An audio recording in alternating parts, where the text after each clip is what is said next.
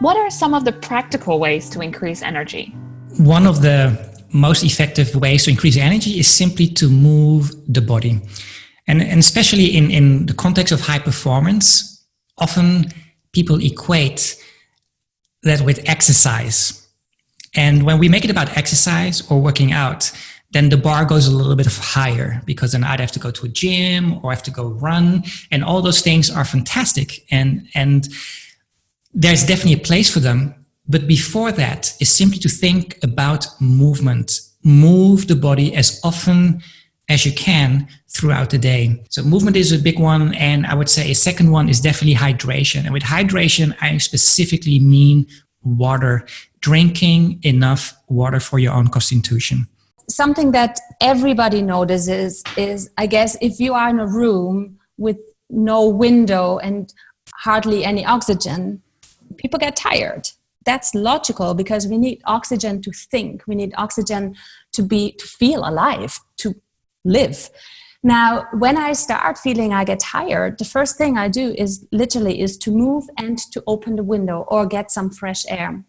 But sometimes we are in meetings and there's 5 people sitting around a table and everyone suffers and gets more tired, and we could just get up and open the window, for example. So really having enough oxygen is super important.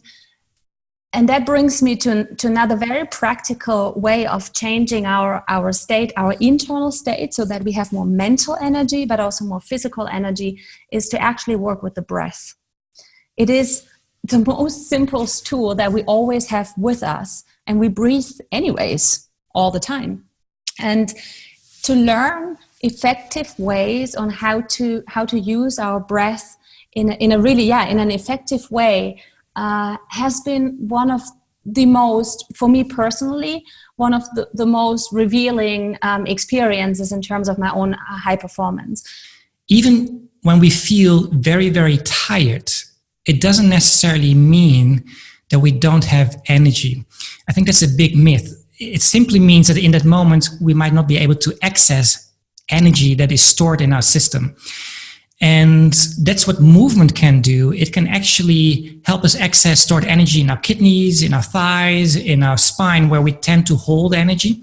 So even when we're very tired, and something that I often teach people is like, you're so sleepy and tired, and all that you're dreaming about is the moment that you see your bed and you can just lie down and close your eyes. And then eventually, after that whole torture of trying to stay alert and trying to stay awake, you make it to your bed and you lie down and you're like, okay, let's have it. Sleep, please come and take me. You close your eyes and you're just awake. And what's happening is you're too tired to relax, and relaxation actually takes a certain amount of energy. So what I often teach people is when they experience that is, instead of just laying there and hope that eventually sleep will come, is actually to get up and do some very gentle activations or stretches, like movements that involve a little bit your thighs, that maybe a spinal twist, so you just turn your body a little bit from side to side to tap into the energy in your system. And what you'll find is it will give you just enough energy to get your nervous system to be able to activate your relaxation response.